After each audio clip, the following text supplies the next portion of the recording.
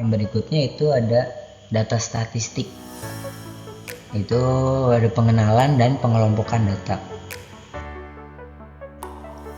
Capaiannya dalam materi ini yaitu pengertian data, pengelompokan data berdasarkan berbagai kriteria, dan cara penyajian data statistik.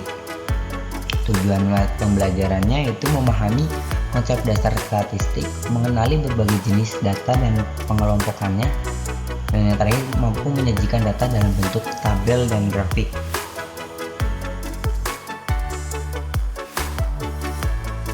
Yang pertama itu definisi data. Data adalah suatu informasi yang diketahui atau suatu keterangan. Data dalam ilmu matematika, komputer, dan statistik. Pentingnya data yang objektif, representatif, tepat waktu, dan relevan. Kata data berasal dari bahasa Latin yang merupakan bentuk jamak dari kata datum yang artinya sesuatu yang diberikan. Dalam ilmu matematika, data berarti sesuatu yang diketahui atau suatu keterangan. Dalam ilmu komputer, data dapat berupa angka-angka atau kata-kata, citra, dan sebagainya. Dalam ilmu eksakta, data adalah suatu hasil pengukuran yang terorganisasi, dan apabila data itu terorganisasi, maka data tersebut akan menjadi informasi. Dalam statistik sendiri, data dapat didefinisikan sebagai fakta-fakta atau angka-angka yang nantinya dapat diambil keputusan.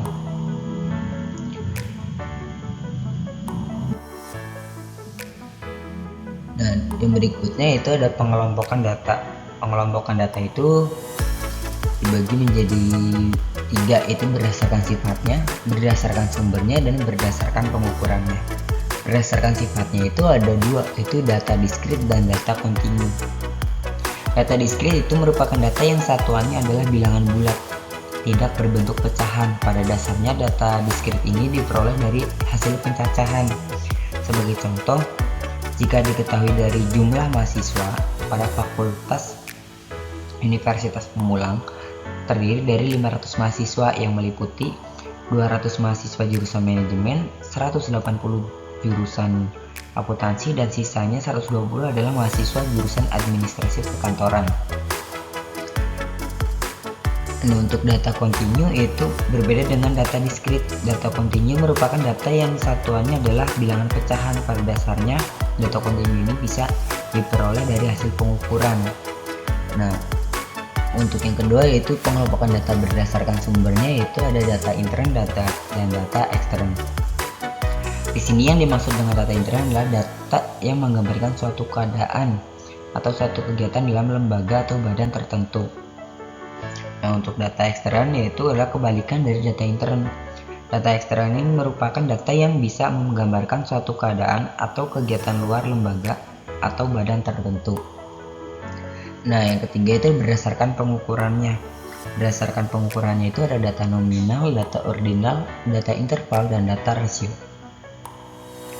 Untuk data nominal ini merupakan bagian dari pengukuran skala nominal, yang artinya data statistik di mana cara penyusunan angkanya berdasarkan beberapa kategori tertentu tanpa memperhatikan urutan. Bisa dikatakan bahwa kedudukan suatu kategori dengan kategori yang lain akan setara atau bernilai sama dengan dibantukan data label, simbol, ataupun kode. Untuk kategori hanya bertujuan untuk membedakan kategori satu dengan kategori yang lain dan tidak memiliki suatu makna yang matematis. Hal ini berarti operasi aritmatika tidak berlaku pada data nominal. Yang kedua itu data ordinal. Data ordinal ini merupakan bagian dari data hasil pengukuran skala ordinal, artinya data statistik yang cara penyusunan angkanya berdasarkan beberapa kategori dengan memperhatikan urutan tertentu. Dengan kata lain, dalam hal ini memiliki kedudukan kategori yang tidak setara tetapi sesuai label. Berbeda dengan data nominal, label, kode, simbol yang diberikan pada masing-masing merupakan suatu peringkat. Peringkat maksudnya adalah urutan dalam penilaian. Data ordinal memiliki sifat dari data nominal, di mana operasi aritmatika juga tidak berlaku. Dan yang ketiga itu ada data interval, yang merupakan hasil dari skala interval. Data interval merupakan data yang penyusunan angkanya disusun dengan jarak yang sama antara kategori satu dengan kategori yang lainnya. Data interval juga memiliki sifat yang sama dengan data nominal maupun data ordinal. Bedanya adalah data interval mempunyai karakter pada jarak, di mana jarak antara kategori satu dengan jarak kategori yang lain. Data interval juga termasuk dalam operasi aritmatika tertentu.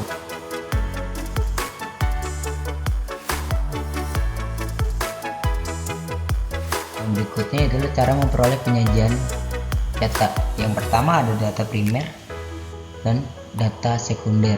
Yang kedua itu ada data seketika atau cross section dan data berkala.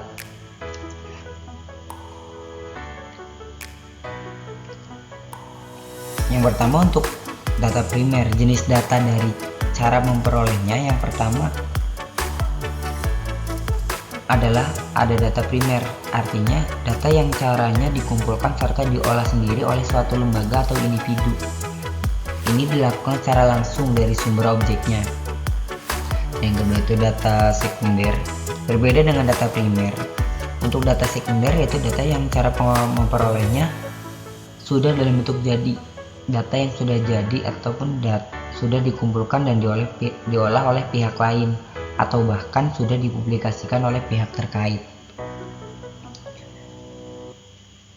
Ada pun data seketika. Data seketika itu data yang pertama, yaitu data seketika atau yang sering dikenal dengan cross section. Data cross section ini adalah data yang pengumpulannya pada waktu tertentu yang bisa menggambarkan objek tersebut pada waktu penelitian dilakukan. Untuk data berkala atau time series data, ini kebalikan dengan data sebelumnya. Yang kedua berdasarkan waktu pengumpulan adalah data berkala atau sering disebut data time series. Artinya data yang pengumpulannya dari waktu ke waktu yang bisa menggambarkan tentang perkembangan suatu kejadian tertentu. Penyajiannya itu dalam bentuk tabel dengan klasifikasi tunggal, ganda, kontingensi, dan distribusi frekuensi. Setelah data dikumpulkan, maka langkah selanjutnya adalah penyajian data sehingga data akan mudah dipahami dengan baik. Yang pertama itu adalah dengan tabel. Tabel ini adalah sekumpulan angka yang disusun sedemikian rupa yang disesuaikan dengan kategori tertentu, sehingga angka tersebut dalam hal ini data akan mudah diamati dan dianalisis dengan baik. Penyajian dalam bentuk grafik itu bisa dalam bentuk grafik batang, lingkaran, ataupun lambang.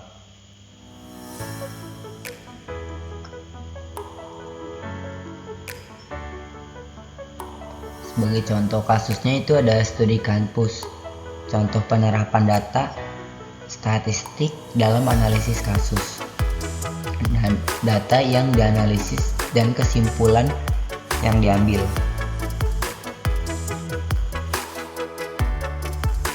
Kesimpulannya yaitu data statistik adalah penting untuk pengambilan keputusan. Kedua itu berbagai jenis data memiliki kegunaan dan metode penyajian yang berbeda. Jadi data statistik ini sangat berguna untuk kehidupan kita sehari-hari gitu, dalam menentukan suatu keputusan, supaya keputusan yang kita ambil itu bisa menjadi lebih baik lagi dari keadaan yang sebelumnya gitu.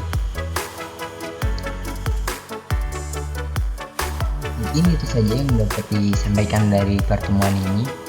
Semoga bisa bermanfaat buat teman-teman semua. Terima kasih. Wassalamualaikum warahmatullahi wabarakatuh.